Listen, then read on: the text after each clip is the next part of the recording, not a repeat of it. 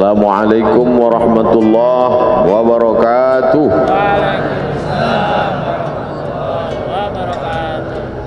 Alhamdulillahilladzi bi ni'matihi tatimmu shalihat. Wassalatu wassalamu ala sayyidis sadat wa ala alihi wa ashabihi ahlil fadaili wal karamat. Subhanaka la ilma lana illa ma 'allamtana innaka antal alimul hakim. Rabbi shrah li sadri wa yassir li amri wahlul 'uqdatam min lisani yafqahu qawli. Man shalla subha fi jama'atin kana fi zimmatillah. Siapa yang sholat subuh berjamaah, maka dia dalam tanggungan Allah, dalam tanggung jawab Allah, dalam perlindungan Allah.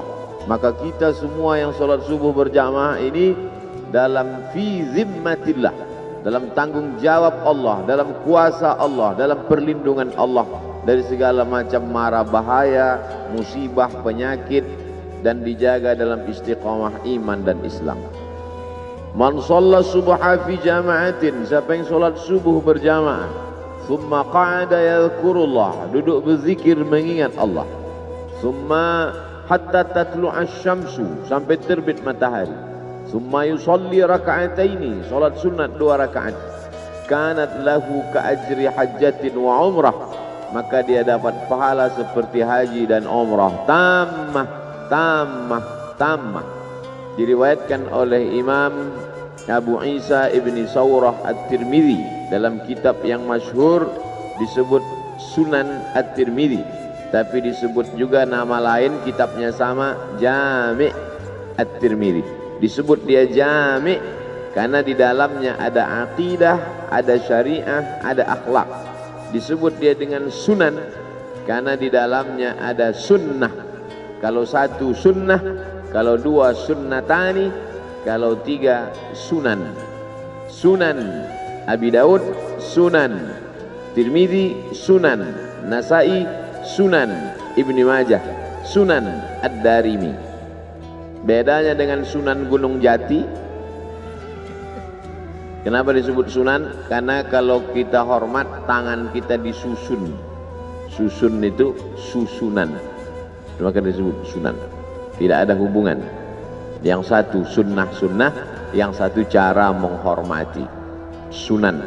Karena kalau ketemu tangan kita bersusun-susun menghormati, memuliakan dia. Begitu juga lah tangan saya susun memuliakan Abah Raud, para tuan-tuan guru, alim ulama, Amar, Adinda Amar, sahabat-sahabat semua, muslimin muslimat. InsyaAllah semua kita dalam ridha Allah subhanahu wa ta'ala. Saya diberi judul subuh ini, ayam mati di lumbung padi. Sepanjang saya ceramah baru inilah judul yang aneh, ayam mati di lumbung padi. Jangan seperti ayam mati di lumbung padi. Itu pepatah orang Indonesia. Lumbung padi itu kalau pergi nanti ke Sumatera Barat, ada rumah seperti rumah adat di depan rumah, rangking namanya, itu tempat menyimpan padi. Supaya apa? Supaya nanti di musim paceklik, musim kemarau, sawah tidak tumbuh hijau, tidak terjadi kelaparan. Di Pulau Jawa, di Kalimantan, di Sulawesi, bahkan di Papua juga begitu. Tapi orang Indonesia memang dia punya persiapan. Kalau di tempat lain makanannya sagu, ada tempat penyimpanan sagu. Di daerah timur sana makan sagu. Saya ceramah ke daerah Sulawesi, ke Papua, di Sorong, di Raja Ampat, di Fak-Fak, diberi sagu. Ini makanan enak Pak Ustadz, saya coba, enak, cuman cepat laparnya karena kita biasa makan nasi. Artinya apa? Ada persiapan untuk masa depan. Itu diajarkan Allah subhanahu wa ta'ala dalam surah Yusuf, ketika dia diberikan Allah ta'ala ilham melalui mimpi, wahyu. Bagi kita tidak ada wahyu karena sudah putus dengan datangnya Nabi Muhammad SAW. Habis. Al-yawma akmaltu lakum dinakum wa atmamtu alaikum ni'mati wa raditu lakumul Islam madina, habis, tak ada lagi wahyu. Tapi kemudian ilham tetap terus ada. Lil insani lammatani, manusia ini punya dua lammah. Bisikan-bisikan yang datang dari malaikat disebut ilham. Bisikan-bisikan yang datang dari syaitan disebut waswasah. Makanya kita selalu minta perlindungan Allah dari waswasah. Qul a'udzu birabbin nas, malikin nas, ilahin nas, min syarril waswasil khannas. Nama perbuatannya waswasa, yuwaswisu. Perbuatannya waswasah. Tempat dia berbisik, alladzi waswisu fi sudur, di dada. Bagian yang sebelah mana? Atas, bawah, kanan, kiri. Yang sebelah kiri. Tempat jantung berdetup, berdetak, berdegup sebelah kiri.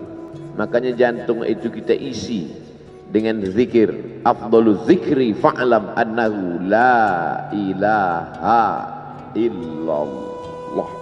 Di situ untuk mengusir bisikan-bisikan setan. Tabiat dia khannas, bersembunyi. Kenapa disebut dia bersembunyi? Karena dia mengintai seperti tikus di lubang mengintai kucing. Kalau dia lihat ada kucing, dia khannas, bersembunyi. Tapi ketika dia lihat tidak ada kucing, dia keluar. Maka saat hati berzikir, dia bersembunyi. Saat hati lalai, dia keluar. Maka kata Allah, wala takum minal ghafilin, jangan kau lalai. Kun ma'allah, selalulah engkau bersama dengan Allah. Selalulah engkau bersama dengan Allah. Kalau engkau tidak bisa bersama dengan Allah, fakun man ma'allah, hendaklah engkau bersama dengan orang. Kalau kau duduk dengan dia, kau ingat Allah. Nah, kalau duduk dengan almarhum dulu, ingat Allah. Duduk dengan Abah Raud, ingat Allah. Saya kalau duduk dengan ulama itu, Pak Ustadz, saya ingat Allah. Alhamdulillah. Tapi kalau saya duduk dengan Ustadz, saya ingat proposal. Oleh sebab itu maka kun ma'allah. Untuk apa? Mengusir khannas yang bersembunyi tadi. Maka kita ini dikatakan dalam tema yang diberikan, jangan seperti ayam mati di lumbung padi. Kenapa ayam bisa mati di lumbung padi? Ayam itu kan mati karena kelaparan. Kenapa bisa di lumbung padi, tempat penyimpanan padi, menunggu masa paceklik, masa kering, sedangkan orang saja tidak akan mati karena padi itu ada, padahal dia berada di lumbung padi itu. Kenapa bisa mati? Karena dia tidak mau apa bahasa Indonesia, mencotokkan, menggunakan paruhnya untuk memakan padi itu. Dia tidak mau, dia biarkan dirinya mati binasa, tidak mau dia makan padi itu. Oleh sebab itu, adakah manusia seperti ini disebutkan dalam Al-Quran yang sejalan dengan peribahasa ini? Ada. Siapa dia? Kamatsalil himari yahmilu asfara, seperti keledai membawa kitab. Keledai dipakai untuk menarik gerobak. Isi gerobak itu di belakang kitab berjilid-jilid. Tapi ada manfaat kitab itu bagi keledai? Tak ada. Jadi kalau dalam peribahasa kita dipakai ayam, di Mesir, di Arab yang dipakai keledai. Keledai selalu dipakai untuk konotasi negatif yang jelek-jelek. Suara. Inna angkaral aswati la sautul hamir. Suara yang paling jelek adalah suara keledai. Gimana sih suara keledai, Pak Ustadz? Tulis aja di YouTube, sautul hamir. Tulis di sautul hamir. Jangan sekarang, nanti habis pengajian. Untuk rumah yang paling jelek, la baitul ankabut. Janganlah jadi rumah yang paling rapuh. Rumah yang paling kokoh kelihatannya adalah laba-laba. Rumahnya Spiderman. Tapi itulah rumah yang paling rapuh. Kenapa? Karena membangunnya susah, menarik getah kayu, disusun demikian indah cantik berangkai, tapi kemudian sekali tarik saja hancur. Perumpamaan rumah paling jelek laba-laba, perumpamaan suara paling buruk keledai. Dan dalam peribahasa kita pun jangan sampai keledai jatuh 2 kali di lubang yang sama. Sebuah perumpamaan. Maka sesungguhnya yang kita pahami bukan bunyi teksnya, bukan kalimatnya, bukan hewan yang dipilih apakah ayam atau keledai, tapi yang diambil di situ adalah tidak mengambil manfaat. Sebagaimana ayam tidak mengambil manfaat dari padi, padahal sebenarnya padi bisa mengenyangkan dia, menyelamatkan nyawanya, bisa hidup panjang tidak kelaparan, maka keledai juga tak mengambil manfaat dari kitab-kitab, buku-buku yang dia bawa. 1 gerobak 3 kereta keledai di belakang, tak ada manfaatnya. Kamatsalil himari yahmilu asfara. Dalam ayat lain Allah Ta'ala memberikan contoh, kalau yang ini keledai, manusia mulia, tapi apa kata Allah? Walau syi'na la rafa'nahu biha. Kalau kami mau, kami sudah lama angkat derajatnya. Walakinnahu akhlada ilal ardi. Tapi dia tidak mau naik ke atas, dia lebih memilih jatuh ke bawah. Wattaba'a, diperturutkannya hawa nafsunya. Famathaluhu, ini lebih tinggi lagi. Famathaluhu kamathalil kalb. Perumpamaan dia kata Allah seperti seekor kalb, dog, anjing. In tahmil alaihi yalhas atau tatrukhu yalhas. Anjing kalau kau ambil batu mau kau lempar, dia tetap juga menjulurkan lidahnya, dan andai kau diam tetap juga dia menjulurkan lidahnya. Tapi tidak selamanya anjing disebutkan dalam perumpamaan yang jelek. Ada 1 ayat disebutkan anjing beberapa kali ketika anjing bersahabat dengan ashabul kahfi. Apa maknanya? Anjing sekalipun najis mughalladhah, kalau dia jilat idza walagal kalbu fi ina'i ahadikum, kalau ada seekor anjing menjulurkan lidahnya ke dalam bejana tempat air kamu, fa ahriquhu, tumpahkan air itu semuanya habis. Basuh bejana tempat air itu dengan 7 kali. 1 kali dengan air bercampur tanah, 6 kali dengan air suci yang mensucikan.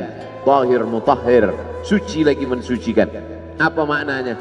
Anjing yang najis, yang kotor, tapi kalau dia dekat dengan orang soleh, disebutkan Allah Subhanahu wa ta'ala beberapa kali dalam Al-Quran. Kalau anjing saja bisa dimuliakan sedemikian rupa, apalagi makhluk yang mulia. Ada saatnya manusia ini begitu hebat, begitu tinggi, maka kata Allah Subhanahu wa ta'ala, wa idh qulna lil malaikati, kami perintahkan kepada seluruh malaikat, usjudu li Adam, sujud kepada Adam. Fasajadu, sujud semuanya, illa iblis, kecuali 1 makhluk yang hina, warnanya hitam, terbuat dari tanah busuk bau, rendah diinjak tapak kaki, tapi begitu ditiupkan Allah, fanafakhtu fihi min ruhi, aku tiupkan ruh ke dalamnya, apa yang terjadi? Faqa'u lahu sajidin. Semua makhluk-makhluk yang bercahaya, yang indah, yang hebat itu sajidin, sujud ke tanah yang busuk dan bau. Kenapa? Allah meniupkan ruh kemuliaan di dalamnya. Tapi ketika dicabut Allah Ta'ala kemuliaan dari tanah yang busuk dan bau itu, apa yang terjadi? Ulaika kal an'am, mereka seperti binatang, lebih rendah daripada kambing, onta, lembu. An'am, binatang ternak. Balhum adall, bahkan lebih hina lagi daripada itu. Jadi saya ingin menjelaskan bahwa peribahasa sesungguhnya sejalan dengan yang dipakai Allah Ta'ala dalam Al-Quran, karena target yang ingin dicapai dari perumpamaan-perumpamaan itu adalah menyentuh hati manusia. Perumpamaan seekor keledai, perumpamaan rumah laba-laba, perumpamaan tentang manusia, perumpamaan tentang ayam di lumbung padi. Target yang ingin dicapai adalah menyentuh. Bagaimana cara Allah Ta'ala menyentuh hati manusia? Supaya kalau sudah hati itu tunduk, yang lain ikut menjadi tunduk. Ala fil jasadi mudghah, ketahuilah dalam jasad ini ada segumpal. Idza salahat salahal jasadu kulluh. Kalau yang segumpal ini baik, yang lain ikut menjadi baik. Wa idza fasadal wa idza salahat, kalau dia baik, salahal jasadu kullu. Wa idza fasadat, kalau dia rusak, fasadal jasadu kullu, ala wahyal qalb, itulah dia hati. Maka hati ini diperbaiki. Di mana letak memperbaiki hati? Satu Indonesia ini orang datang kemari untuk memperbaiki hati. Disinilah lumbung padi itu, disinilah lumbung zikir itu, disinilah lumbung ilmu itu, disinilah tempat para penghafal Quran itu, disinilah tempat wali-wali Allah berkumpul. Tiba-tiba ada ayam kelaparan di lumbung padi. Pagi ini Abdul Somad datang kemari untuk mencari padi-padi, karena jiwa yang kering, hati yang kosong hampa, berkumpul bersama orang-orang soleh. Idza marartum biriyadil jannah farta'u, kalau kamu lewat di taman surga, kalau kamu lewat mampir singgah melalui taman surga, farta'u, makan minumlah kamu di taman itu. Kata sahabat, mana ada taman surga di dunia ya Rasulullah? Taman surga itu kan di akhirat. Kata Rasulullah, ada taman surga di dunia. Apa itu? Majalisul zikri, majelis zikir. Jangan sampai ayam mati di lumbung padi. Padi materi, benda, bisa mengenyangkan lambung ayam. Tapi yang kita maksud di sini kiasan bukan padi materi beras, bukan jagung, bukan sagu, bukan beras. Yang dimaksud apa? Yang mengenyangkan spiritual kita.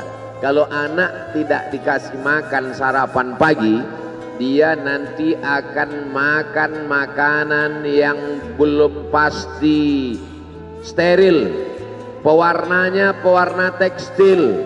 3 hari tidak basi karena ternyata pakai pengawet. Bukan cuman pengawet itu mengawetkan makanan dia awet sekalian gara-gara pengawet terlalu banyak. Maka orang tua yang khawatir anaknya jajan sembarangan di pinggir jalan, dikasih makanan. Ini materi, makanan ini materi, beras ini benda, sagu ini benda, jagung ini benda. Benda hanya bisa mengenyangkan benda. Materi beras, jagung, padi mengenyangkan lambung, karena lambung juga materi. Tapi jiwa manusia bukan materi. Ada zahir, ada batin, ada spiritual, ada material. Makanya selalu dalam sambutan kami berterima kasih kepada seluruh panitia yang sudah memberikan sumbangan material maupun spiritual. Sesungguhnya orang-orang barat yang mengikut filsafat wujudiyah, ada namanya filsafat wujudiyah. Wujud artinya ada. Dia hanya percaya pada sesuatu yang ada di depan mata. Apakah Abdul Somad itu ada? Ada. Kenapa dia ada? Karena bisa dilihat mata, bisa ditangkap dengan panca indera, bisa disentuh dengan tangan. Maka Abdul Somad itu ada. Adakah ruh Abdul Somad? Ruhnya tidak ada. Karena ruh tidak bisa dilihat mata, tidak bisa disentuh tangan, tidak bisa diraba, ditangkap dengan panca indera. Maka tidak ada. Filsafat itu disebut dengan filsafat wujudiyah. Bahasa Inggrisnya materialism. Diambil dari kata materi, benda. Maka kalau tidak nampak, tidak ada. Malaikat kiraman katibin, tidak ada. Raqib dan atid, tidak ada. Alam barzah, tidak ada. Sorga, tidak ada. Karena tak dilihat oleh mata. Puncaknya adalah Tuhan, tidak ada. Maka lahirlah generasi-generasi ateis. A, tidak ada. T, Tuhan. Is, keyakinan. Ateis, keyakinan yang meyakini bahwa Tuhan tidak ada. Tapi aneh bin ajaib, ketika dia mau mati kecelakaan, dia minta tolong, dia tulis SOS, save our soul, selamatkan jiwa kami. Katanya tidak percaya kepada yang gaib, tapi dia minta selamatkan, save our soul, Mestinya kalau tidak percaya kepada jiwa, tidak percaya kepada roh, tidak SOS, SOB, save our body. Dan dalam lagu kebangsaan Indonesia kita nyatakan kami percaya kepada yang zahir dan batin. Indonesia Raya, bangunlah jiwanya dulu dibangun, barulah bangun badannya. Maka membangun badan ini nomor 2. Tapi kalau kita tonton TV, iklan yang paling banyak itu membangun jiwa atau membangun badan? Membangun badan. Cobalah tonton TV, ambil kertas, bawa pena. Dari jam 6 pagi sampai jam 6 sore nanti tonton. Kasih, ambil kertas, garis di tengah, buat membangun jiwanya, membangun badannya. Berapa yang membangun jiwa, berapa membangun badan. Air ini membangun jiwa, membangun badan. Membangun badan. Dia materi. Maka materi hanya bisa menyelesaikan masalah materi. Masalah materi mana yang mau diselesaikan dengan materi ini? Materi ini. Materi mana yang bisa diselesaikan dengan sarapan? Materi lambung. Tapi masalah materi jiwa, sebetulnya jiwa itu beradanya di mana Pak Ustadz? Di sini atau di sini? Ikhtilaf para filosof. Yang satu mengatakan fid dimag, di otak. Yang satu mengatakan fil qalb, di jantung. Saya tidak suka ikhtilaf-ikhtilaf. Karena kata Nabi, kata Allah dalam Al-Quran, kata Nabi dalam hadis, la takhtalifu fakhtalafat qulubukum. Jangan kamu ikhtilaf, nanti hati kamu ikut menjadi ikhtilaf. Saya mengkombinasikan aja antara dua pendapat ini. Berawal dari jantung naik ke otak. Jadi kalau ada mengatakan, sebetulnya kita saat berpikir itu di mana? Di sini atau di sini? Am ala qulubin afala yatadabbaruna al-Qur'an? Mengapa mereka tidak merenungkan Al-Quran? Am ala qulubin aqfaluha? Atau hati mereka terkunci? Kalau begitu berpikir itu di hati katanya. Ini dalil mereka yang mengatakan bahwa letaknya itu yang gaib itu letaknya di hati. Dan banyak sekali hadis-hadis mengatakan di hati. Tapi banyak orang selalu mengatakan, marilah kita berpikir. Pernah nggak orang ngomong, marilah kita berpikir? Think, marilah kita berpikir. Lalu saya temukan ada pendapat yang mengkombinasikan antara duanya. Kata dia berawal dari jantung, dari kemudian naik ke otak. Sesuai dengan para dokter ahli medis kita juga berkata demikian. Berawal dari degup, detak, hembusan darah di jantung, dari jantung lalu kemudian dia menyembur ke otak, otak ini disegarkan, lalu dari otak turun ke mata, dari otak ke tangan. Makanya orang kalau sudah bermasalah otaknya, makan otak-otak. Kalau sudah bermasalah di otak, akhirnya bermasalah di lain. Makanya penyakit yang paling berbahaya, penyakit yang paling ditakuti orang zaman sekarang, akibat dari banyaknya lemak, minyak masuk ke dalam darah, akhirnya terjadi penyumbatan saluran darah, lalu kemudian na'udzubillah terjadilah hal-hal mati badan sebelah, stroke dan lain sebagainya. Tapi insya Allah orang-orang yang soleh makannya digaga, apalagi sekarang 10 awal Muharram, bulan mulia, bulan haram, bulan banyak dipakai untuk beribadah. Jangan sampai tinggal puasa sunat 9, 10, 11, nggak bisa 3 hari 9, 10 saja, 9, 10 pun nggak bisa 10 saja, 10 pun nggak bisa juga, innalillahi wa inna ilaihi raji'un. Lalu kemudian kalau dipakai teori-teori Nabi SAW, Nabi itu berbuat itu bukan mengikuti analisa akal, tidak pula mengikuti hati, tapi dibantah Allah itu semua. Wa ma yantiqu 'anil hawa in huwa illa wahyun yuha, wahyu dari Allah Subhanahu wa taala. Maka sesungguhnya saya ingin menjelaskan, materi hanya bisa menyelesaikan masalah materi. Materi hanya bisa menyelesaikan masalah materi. Sedangkan yang dimaksud dengan non materi, membaca Quran, zikir, duduk dengan orang-orang soleh, pengajian, tasbih, tahmid, takbir, solawat, majelis ilmu, itu adalah menyelesaikan non materi. Makanya kita Islam ini diajarkan keseimbangan. Jangan kau angkat suaramu tinggi-tinggi. La tarfa'u aswatakum fawqa sautin nabi. Jangan kau angkat suaramu melebihi suara Nabi. Orang Arab Badui yang tidak sopan meninggikan suara di depan Nabi. Turun ayat, la tarfa'u aswatakum fawqa sautin nabi. Maka kata Allah Ta'ala yang paling baik itu pertengahan. La tajhar bi salatika. Jangan kau jaharkan doamu terlalu melambung melengking. Wa la tukhafit biha. Jangan pula kau khafi sampai tak terdengar. Wabtaghi baina dzalika sabila. Tapi carilah jalan tengah. Makanya umat Islam ini adalah jalan tengah. Umat ini adalah umat pertengahan. Wa kadzalika ja'alnakum ummatan wasata. Yang satu mengatakan Nabi Isa itu dinaikkan ke atas terlalu tinggi. Wa qalatil yahudu Uzair bin Allah wa qalatin nasara al-masih ibnullah. Al-Masih anak Allah, terlalu tinggi. Yang satu pula Yahudi mengatakan Isa anak zina. Mereka tuduh Maria berzina dengan Joseph si tukang kayu. Anak zina, jatuh ke bawah, rendah, hina. Makan abuki imra'a sau'in. Bapakmu bukan preman, orang jahat. Wa makanat ummuki baghiyah. Ibumu bukan baghiyah, wanita tuna susila. Datang orang Yahudi menemui Maryam yang baru saja melahirkan anak. Makanan qasiyah. Dia tidak tahan mendengar buli-buli. Mengapa dia punya anak tanpa suami? Kenapa dia bisa hamil? Membuli.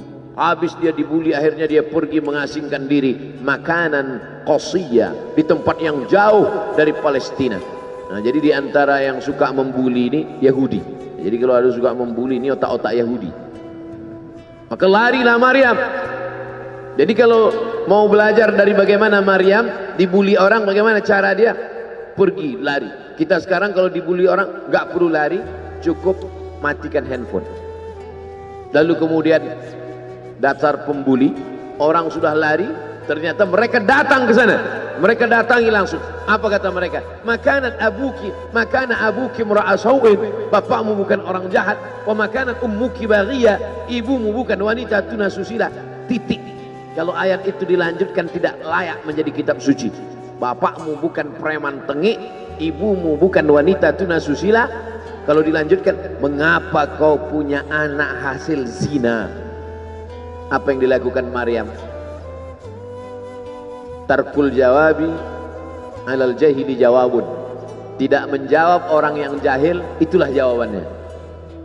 Tidak menjawab orang jahil, itulah jawabannya. Apa yang dilakukan Maryam? Fa asyarat ilaih.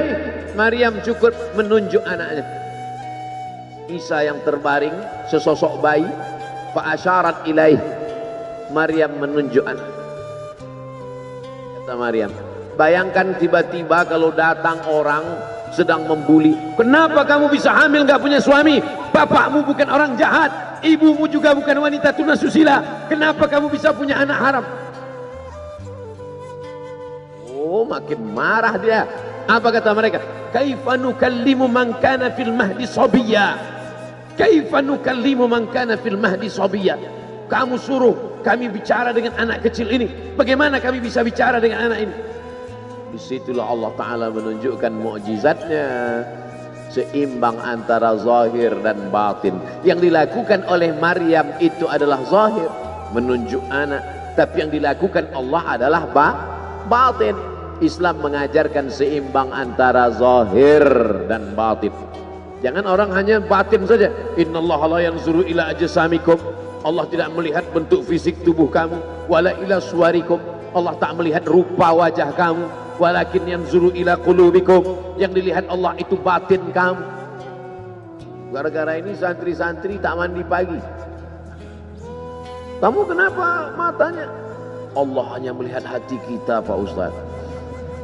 Makanya ketika bercermin kita diajarkan Allahumma kama hassanta khalqi wa hassin khuluqi. Makanya di Az-Zikra yang zahir ada, yang batin Ada. Merugilah orang yang berada di Jakarta, Jabodetabek, Jakarta, Bogor, Depok, Tangerang, Bekasi. Mereka adalah ayam-ayam mati di lumbung padi. Yang dari Sumatera selamat karena nyebrang pulau. Kalau mau datang kemari rapid test dulu. Bukan sembarang. Nih, masih ada bekasnya. Saya selamat. Saya tidak termasuk ayam mati di lumbung padi karena lumbungnya jauh. Tapi yang ada di sekitar Jabodetabek, Lampung agak kena juga karena dekat kemari. Dulu seingat saya berbis-bis datang kemari. Lalu kemudian yang lebih dekat lagi Bogor, yang lebih dekat lagi sekitar ini. Maka ini akan ditanya, la tus'alunna yauma idzin 'anin na'im. Kamu ditanya, nikmat terbesar adalah bisa tinggal di dekat az-zikra, nikmat terbesar. Tapi tidak ada nikmat yang sia-sia. Afa khalaqnakum abatha? Apakah kami ciptakan kamu sia-sia? Aku beri engkau nyawa, aku titipkan roh di dalam jasadmu, ku berikan ku kesempatan tinggal di dekat az-zikra. Tapi kenapa kau menjadi ayam yang mati di lumbung padi? Perutnya mungkin kenyang, tenggorokannya mungkin tenang, matanya mungkin lapang, tidurnya lelap, tapi jiwa kosong hampa. Akibat apa? Akibat tidak diisi dengan zikir, tidak diisi dengan baca Quran, tidak diisi dengan muhasabah, tidak diisi dengan meneteskan air mata, tidak diisi dengan duduk bersama ulama, tidak diisi dengan sholat berjamaah, tidak diisi dengan kajian-kajian. Sesungguhnya setiap kita datang ke dunia ini sudah membawa benih. Tidak ada yang lahir ke dunia ini kosong hampa. Jadi kalau ada bapak-bapak yang diceramahi oleh orang motivator atau siapapun dia, mari isi anak kita dengan Islam, mari isi anak kita dengan iman. Tidak begitu guys. Kita lahir ke dunia ini bukan dalam keadaan kosong. Kita lahir sudah membawa iman. Mana dalilnya? A'udzubillahi minasyaitonir rajim. Wa idz akhadha rabbuka min bani Adam. Ingatlah ketika Allah mengambil persaksian dari seluruh anak cucu keturunan Adam. Wa asyhadahum. Allah mengambil persaksian. Asyhada yushhidu. Asyhadahum ala anfusihim. Ketika itu Allah bertanya, alastu bi rabbikum? Bukankah aku ini Rabb kamu? Semua kita waktu itu menjawab, bala syahidna. Ya, engkau adalah Rabb kami ya Allah. Setelah kita diisi, barulah kita masuk ke dalam rahim ibu kita, barulah turun ke bumi, barulah datang kemari.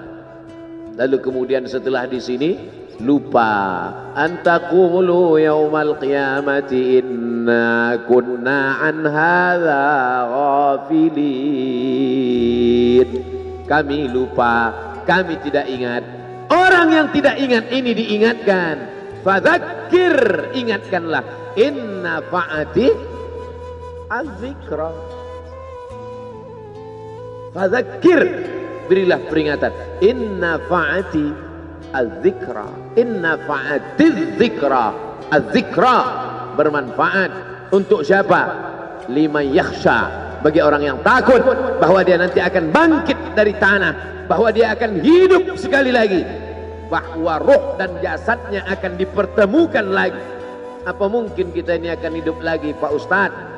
Ucapanmu sama seperti ucapan Asi bin Wa'il yang membawa tulang kering kerontang yang sudah putih tak ada lagi warna. Lalu dia bertanya, hal yuhyi rabbuka hadzal 'idhama ba'da ma baliya wa ramma? Apakah bisa Tuhanmu menghidupkan tulang ini lagi ya Muhammad? Nabi sallallahu alaihi wasallam diam sampai Jibril datang membawakan jawaban. Qul yuhyiha allazi ansha'aha awwala marrah. Katakan ya Muhammad sallallahu alaihi wasallam kepada Asi bin Wa'il yang tak percaya bahwa tulang itu akan hidup sekali lagi. Yuhyiha allazi ansha'aha awwala marrah. Dia yang menciptakan tulang itu sebelum ada, menjadi ada. Sekarang setelah ada, dibuatnya menjadi tidak ada, akan dikembalikannya lagi menjadi ada. Sedangkan menciptakan yang tidak ada menjadi ada saja dia sanggup, apalagi yang pernah ada, dibuatnya menjadi tidak ada, dikembalikannya lagi menjadi ada. Innama amruhu idza arada syai'an ayyaqula lahu kun. Azmuz zanab, ujung tulang ekor sebesar ibu jari, tulang belakang sampai ke bawah, yang lain hancur. Ketika digali makam kuburan, ada yang tulang-tulang hanya tinggal tulang paha saja, ada yang hanya tinggal gigi dan rambut saja, yang lain hancur. Tapi ada satu yang tidak hancur, kata Allah, sampaikan Nabi Muhammad SAW, ujung tulang ekor sebesar ibu jari. Maka dari itulah nanti yang akan ditunjuk, tumbuh sel-sel tulang, tumbuh kulit-kulit, tumbuh darah daging, bangkit menjadi manusia sempurna di hadapan Allah. Masuk surga itu roh dan jasad. Jannatin tajri min tahtihal anhar. Sungai, air sungai, air sungai dengan gemericiknya, masuk kaki ke dalam air sungai, itu adalah jasad. Kulit menyentuh air sungai terasa dinginnya, itu jasad. Zamharira, zamharira adalah cahaya matahari yang tidak tembus ke bawah. Kenapa cahaya matahari tidak tembus? Karena ada ranting-ranting kayu yang saling terkait satu dengan lain, sehingga kalau duduk di bawah maka cahaya matahari tidak tembus ke bawah. Itu jasad. Maka yang masuk surga itu adalah roh dan jasad menurut Ahlus Sunnah wal Jamaah. Kalau masuk surga cuman roh, saya nggak mau. Mimpi masuk surga. Abdul Somad akan masuk surga beserta roh dan jasad, kembali sempurna. Makanya kata Nabi, la yadkhulul jannata ajuz, tak masuk surga orang tua. Menangis semua orang tua, sedih karena tak masuk surga. Nabi tersenyum, kata Nabi, bukan kamu tua tak masuk surga, kamu akan kembali muda usia belia, 30, 31, 32, 33. Karena masuk surga itu adalah orang-orang muda, anak-anak muda yang bisa menikmati dunia. Begitulah mereka masuk ke dalam surga. Apa makna ucapan Nabi itu? Ruh dan jasad masuk ke dalam surga Allah. Lagi-lagi kita sedang diajarkan keseimbangan, bahwa kita lahir membawa iman, tapi iman ini bisa mati. Benih letakkan di tanah pasir kering kerontang, tidak disiram, mati dia, kering. Bagaimana menghidupkannya? Dihidupkan dia dengan ilmu. Tidak ada majelis ilmu yang paling banyak untuk saat ini, majelis ilmu di Az-Zikra. Semua ustadz didatangkan kemari. Ustadz Tengku Zulkarnain, Abah Raud tidak usah disebut lagi, memang beliau guru dari almarhum, Masya Allah tabarakallah.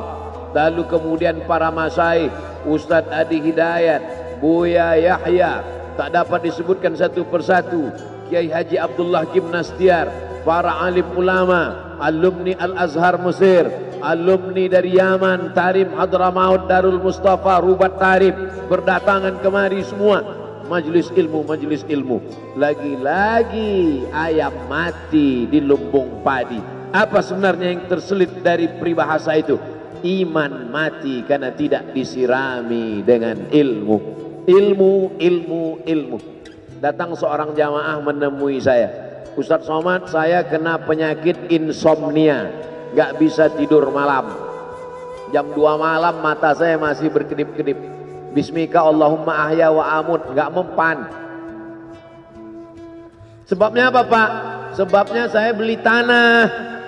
Setelah beli tanah, tanam kelapa sawit, dipupuk, dijaga, 3 tahun berbuah.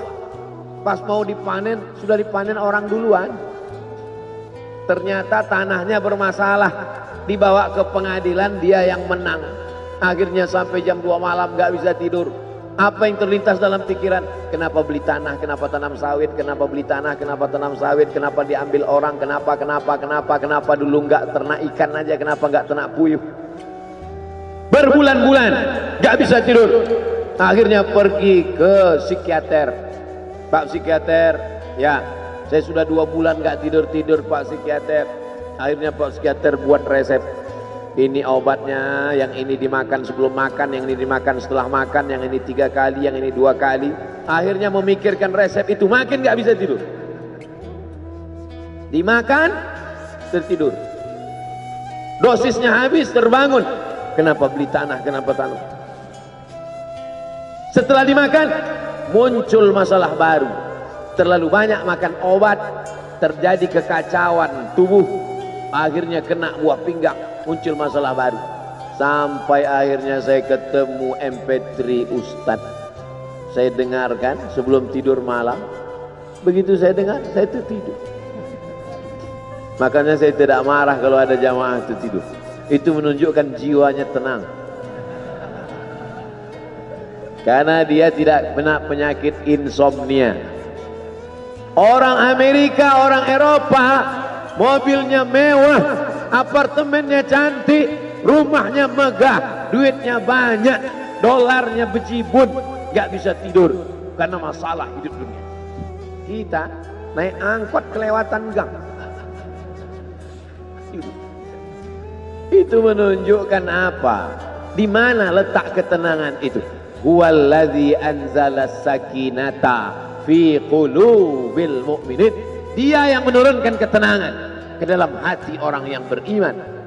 Oleh sebab itu maka iman ini mesti disiram dengan ilmu. Majelis ilmu adalah majelis zikir.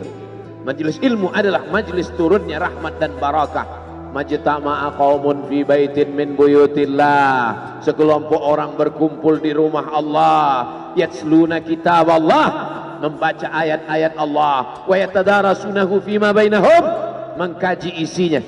Nazalat alaihimus sakinah, turun ketenangan. Wasyat bihimur rahmah, turun rahmat kasih sayang Allah. Haffat bihimul malaikah, dikelilingi oleh para malaikat. Wa dzakarahumullahu fi man indah, dibanggakan Allah Ta'ala dengan para malaikat.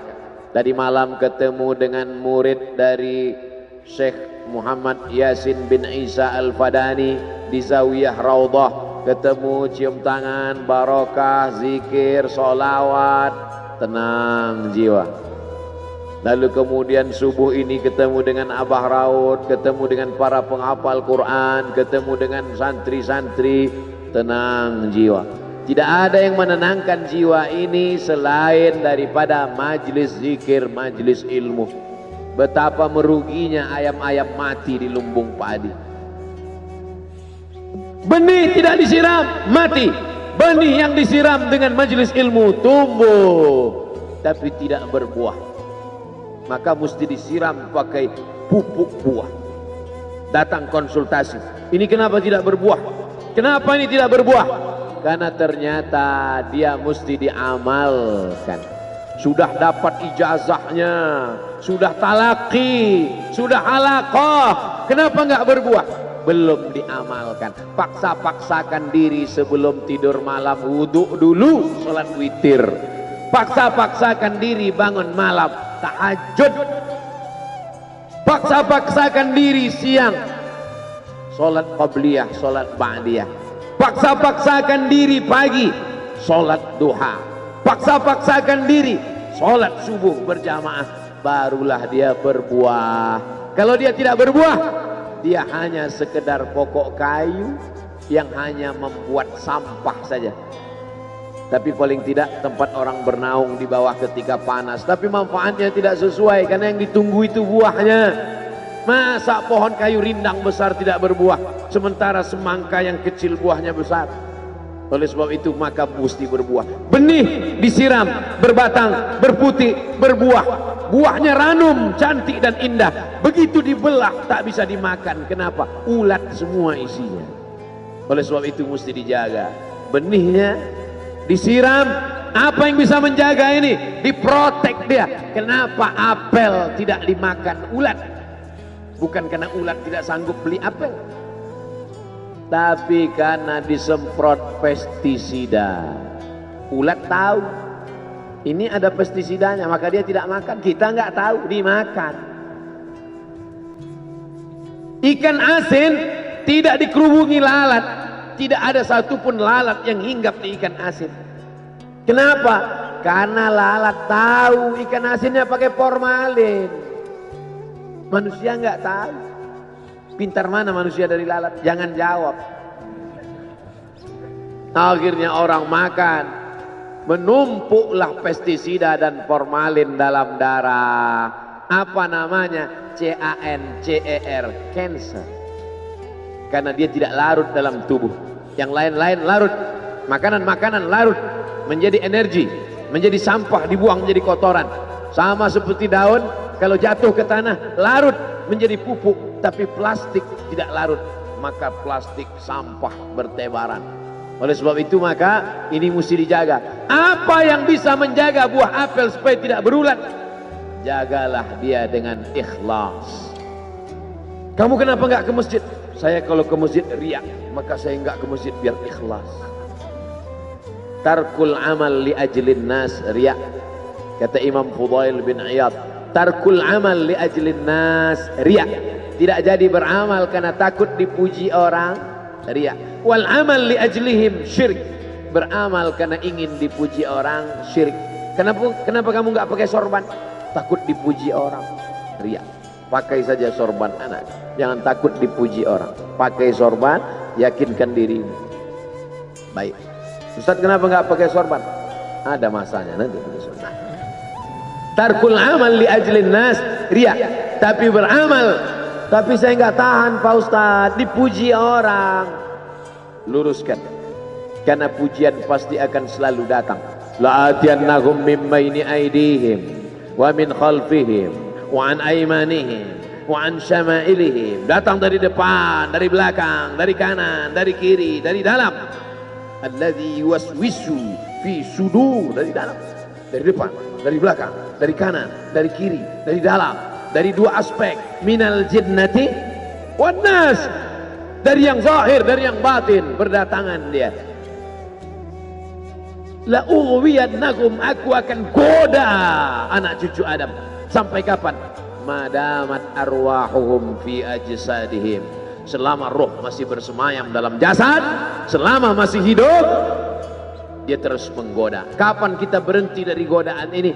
Nanti setelah terbaring, terbujur kaku, bahkan sampai mau sakaratul maut pun dia tetap menggoda. Itulah makanya orang berzikir tidak bisa digoda waktu sakaratul maut. Kenapa?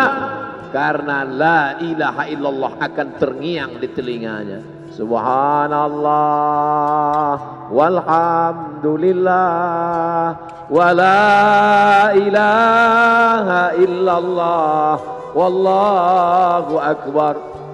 Subhanallah walhamdulillah wa la ilaha illallah wallahu akbar. Kalau itu diucapkan sekali, 10 kali, 100 kali, 1000 kali, terngiang dia di telinga kita. Bahkan ketika kita mau tidur malam pun terngiang dia. Bahkan ketika kita mengigau di tengah malam pun itu yang terngiang. Maka saat mau sakaratul maut pun itu juga yang akan datang. Apa yang kau ucapkan, apa yang kau dengar, apa yang kau pikirkan, apa yang kau renungkan, itu yang akan datang waktu sakaratul maut. Seorang bapak sudah diponis dokter, panggil istrinya, panggil anaknya, bawa ini ke rumah, nunggu malaikat maut datang. Sudah nggak ada obat. Bapak sudah koma, nggak sadar-sadar di rumah sakit. Kalau tetap dipertahankan di ruang ICU, hanya ngabiskan uang saja. Dokter kasihan dengan keluarga, bawa ini pulang. Karena kalau dibawa pulang pasti mati. Begitu mau dibawa pulang, matanya terbuka, sadar dia. Sadar. Ketemu sama saya tanya, apa yang membuat bapak sadar? Waktu saya sedang koma itu datang Abdul Somad. Terus apa kata Abdul Somad itu? Nanya kapan tablik akbar. Akhirnya saya terbangun. Kapan tablik akbar? Saya terbangun, saya pulang ke rumah, saya kumpulkan panitia buat tablik akbar. Datang. Saya heran, kok bisa saya yang datang waktu itu?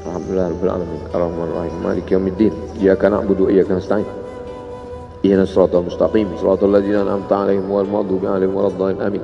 Allahumma ighfir lahu warhamhu wa'afihi wa'fu anhu wa akrim nuzulahu wa wasi' madkhalahu waghsilhu bil ma'i wal thalji wal barad wa naqqihi minal khataaya kama yunqqa ath-thawbul abyadu minad danas wa abdilhu daran khairan min darihi wa ahlan khairan min ahlihi wa qihi min fitnatil qabri wa 'adzabil nar. Allahumma la tahrimna ajrahu wa la taftinna ba'dahu waghfir lana wa lahu wa li ikhwanina alladhina sabaquna bil iman ولا تجعل في قلوبنا غلا للذين آمنوا ربنا إنك رؤوف رحيم. اللهم اجعل أهله وتلامذته وطلابه من الصابرين الذين إذا أصابتهم مصيبة قالوا إنا لله وإنا إليه راجعون. اللهم اجعل أبناءه وبناته من الصالحين والصالحات واحفظهم من كل سوء وشر. اللهم اجعل هذا المعهد الذكر معهدا عظيما مباركا تخرج منه الطلاب والطالبات من المجاهدين والمجاهدات في سبيلك بأموالهم وأنفسهم. اللهم احفظهم من الظلمات، اللهم أخرجهم من الظلمات إلى النور. اللهم وفقنا لما تحبه وترضاه. اللهم اجعل أبناءنا وبناتنا من حفاظ القرآن والحافظات. اللهم اجعل قبره روضة من رياض الجنان، لا تجعل قبره حفرة من حفر النيران. وصلى الله على سيدنا ومولانا شفيعنا وذخرنا محمد وعلى آله وصحبه وسلم walhamdulillahi rabbil alamin. Kalau sayang dengan almarhum, hidupkan majelisnya, ramaikan, bangkitkan semangat, tunjukkan kepada Allah Subhanahu wa taala bahwa kita cinta. Sab'atun yudhilluhumullah, 7 orang yang dapat naungan yauma la illa dhilluh, hari itu tak ada naungan kecuali naungan Allah. Rajulani, 2 orang, tahabba fillah, berkasih sayang karena Allah, ijtama'a alaih, bersama karena Allah, wa tafarraqa alaih. Saya berharap saya dengan almarhum, saya dengan Abah Raud, saya dengan para sahabat termasuk yang mendapatkan naungan ini. Saya dengan almarhum tak ada hubungan kepentingan, kami tak ada hubungan politik, kami tak ada hubungan ekonomi. Kami murni karena la ilaha illallah Muhammad Rasulullah. Alaiha nahya, dengan itu kami hidup. Wa alaiha namutu, dengan itu kami mati. Wa biha nub'atsu insyaallah, dengan itu juga nanti kita akan dibangkitkan. Sayang dengan Nabi, hidupkan masjid-masjid. Sayang dengan ulama, hidupkan majlis-majlisnya. Jaga peninggalan-peninggalannya. Lanjutkan perjuangannya. Itu bukti sayang. Sayang bukan di tepi bibir, sayang bukan basa-basi. Oleh sebab itu kita akan dituntut di hadapan Allah tentang nikmat besar ini. Mudah-mudahan kita lulus ujian dunia, ujian akhirat. Amin ya rabbal alamin. Terima kasih segala perhatian. Mohon maaf segala kesilapan dan kekhilafan. Jangan lupa salat sunat isyraq 2 rakaat. Terima kasih. Wassalamualaikum warahmatullahi wabarakatuh.